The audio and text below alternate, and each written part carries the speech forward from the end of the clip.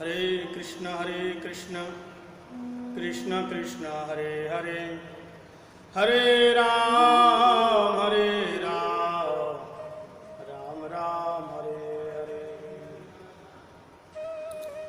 श्री श्री हरि गुरु वैष्णव की हेतु की कृपा से आज हम लोग श्री श्री एकादशी की महिमा और झूलन यात्रा की महिमा श्रवण करेंगे। आज श्री श्री राधा गोविंद देव की झूलन यात्रा, जैसे होली महामहोत्सव होता है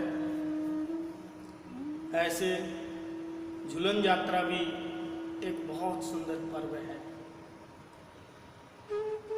आज श्रावण शुक्ल एकादशी, इस एकादशी के दिन में वृंदावन में राधा गोविंद भगवान झूला में बैठेंगे।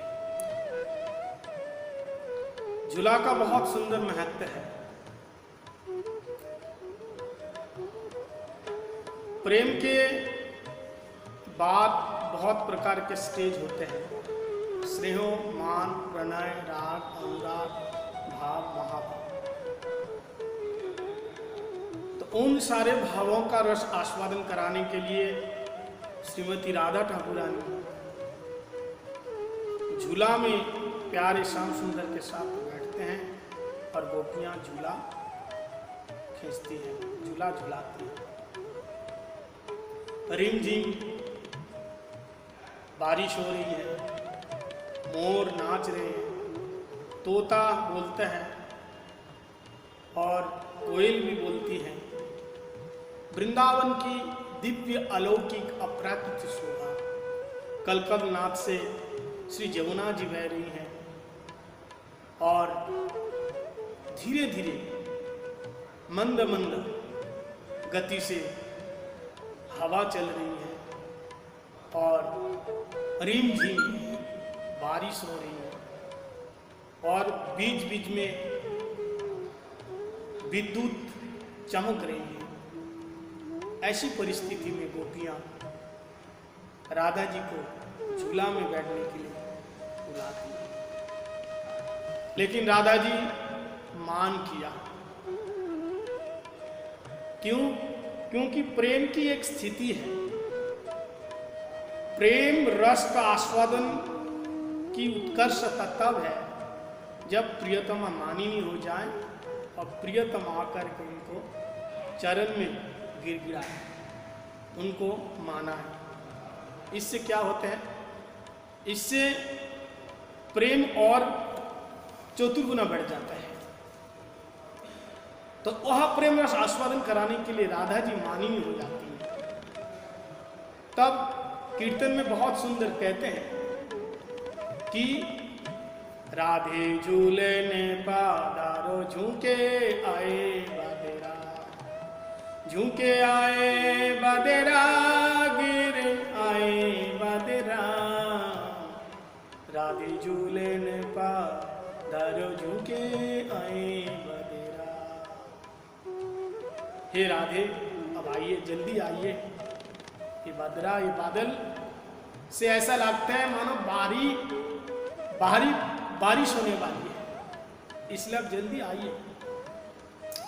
कैसी छाई हरियाली आली कुंजन में, कैसी छाई हरियाली आली कुंजन में। राधे झूले ने पादार झुके आए बादेरा। ऐसो मान नहीं की जो हटे छोड़ो रियाली, ऐसो मान नहीं की जे हटे छोड़ो रियाली। तुम तो परम सहानी वृषभान की लली, तुम तो परम सहानी वृषभान की लली। राधे झूले ने पदार झुके आए बादेरा। लेकिन राधा रानी का मान कब टूटा? राधा रानी बहुत सुंदर श्रृंगार किया, साजो सोलो श्रृंगार डार नैन कचरा। बहुत सुंदर श्रृंगार किया, लेकिन राधा जी का मान तब खुला जब प्यारे श्याम सुंदर आकर के राधा रानी को मान का प्रसादन करते हैं, हाथ जोड़ करके राधा रानी से विनती करते हैं। तब राधा जी को लेकर के प्यारे श्याम सुंदर झूले में बैठते हैं और चारों तरफ से ललिता विशाखा चंपक का अष्ट जो सखियां हैं राधा रानी को धीरे धीरे झूला आ रहे हैं। और राधा श्याम सुंदर की तरफ देख करके, श्याम सुंदर राधा रानी की तरफ देख करके दोनों एक दूसरों के प्रेम में विभोर हो जाते हैं और प्रेम समुद्र में दोनों डूब जाते हैं। और इन दोनों की जुगल जोड़ी, ये सुंदर झूला में बैठे हुए इन दोनों का ये लीला देख करके समस्त गोपियां आनंद सागर में निमज्जित हो जाते हैं। ये भी एक प्रेम की स्थिति है। ये रस आस्वादन प्यारे श्याम सुंदर को श्रीमती राधा जी वृंदावन में ये रस आस्वादन कराती है। तो ये रस का आस्वादन हमारे गौड़ीय वैष्णव भक्तों को ये रस का आस्वादन मिलते हैं जो रसिक परम शेखर की उपासना करने वाले। तो जो गौड़ीय राधा रानी के अनुगत्य में रह करके जो राधा कृष्ण की सेवा करते हैं, इन रस का आस्वादन उन्हीं को मिलता है। हरे कृष्ण। आज हम लोग श्री एकादशी की महिमा भी श्रवण करेंगे। पवित्र रोपणी एकादशी श्रावण शुक्ल तिथि पवित्र रोपणी एकादशी। भविष्य उत्तर पुराण में इसका वर्णन किया है। एक बार युधिष्ठिर महाराज जी ने भगवान कृष्ण से पूछा, प्रभु इस महीने की एकादशी का क्या महिमा है? तब भगवान कृष्ण ने कहा कि एक बार द्वापर युग के प्रारंभ में माहिष्मतीपुर में एक राजा महाजीत राज करते थे। इनके यहाँ सब कुछ रहने के बावजूद बड़े दुखी थे क्योंकि राजा निसंतान थे। एक बार राजा सारे प्रजाओं को बुलाए और कहा, महाराज हमने कभी भी पाप नहीं किया, किसी का धन नहीं छीना, तो किसी से भी हमने द्वेष नहीं किया, तो फिर मैं पुत्रहीन कैसे रह गया? तब सभी प्रजाएं, पुरोहित और जितने साधु संत थे बड़े ही चिंतित हुए। राजा को लेकर के वनों में गए। वनों में ढूंढते हुए एक लोमस ऋषि मिले जिनकी आयु बड़ी लंबी थी और बड़े ही त्रिकालदर्शी थे। लोमस ऋषि, इनके शरीर में इतने लोम थे, एक लोम एक कल्प बीतने के बाद गिरता है। इसी प्रकार इनके शरीर में एक एक लोम जब पूरे गिर जाएंगे हर एक कल्प में, तब इनकी आयु समाप्त हो जाएगी। इसलिए इनका नाम लोमस। ऋषि लोमस ने कहा, अब लोग चिंता कीजिए मत कीजिए, मैं देखता हूं राजा का किस पाप का ये फल मिल रहा है। ये संतानहीन क्यों है, मैं अभी बताता हूं। लोमस ऋषि ध्यानस्थ हुए और कहा, पूर्व जन्म में ये राजा एक वैश्य थे, व्यापार करते थे, लेकिन धनहीन गरीब मनुष्यों का धन छीनते थे।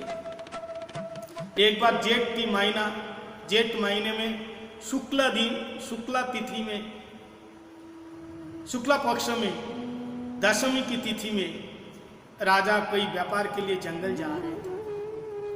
उसी समय प्यास लगी और पानी पीने के लिए वन में घूम रहे थे। एक जलाशय में गए तो जैसे पानी पीने के लिए गए तो वहां गाय बछड़े के साथ पानी पीने के लिए आए थे, लेकिन इस वैश्य ने उस गाय बछड़े को पानी पीने से वंचित कर दिया, उसको भागा दिया, पानी पीने नहीं दिया। गौ माता बड़े दुखी हुई,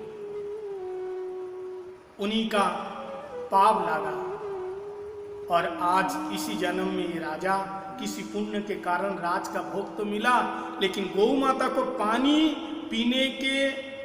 पीने ना देने के कारण ये संतानहीन हुआ, इसलिए इसको ये दुख मिल रहा है।